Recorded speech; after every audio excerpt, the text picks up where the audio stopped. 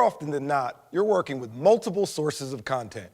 And LG's dual controller feature lets you connect two computers to your monitor and control both devices with just one keyboard and mouse.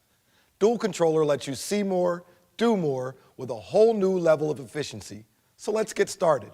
For openers, you'll have to download LG's dual controller software onto both devices attached to your monitor. It's an easy process. Simply enter lg.com/US, click Product Support, enter your model number, click Software Update, then click the file name that matches your computer.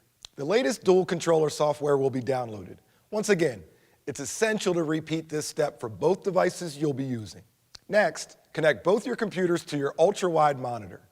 Dual controller can be used with HDMI, DisplayPort, or a Thunderbolt connection, just as long as at least one of the computers is connected via HDMI.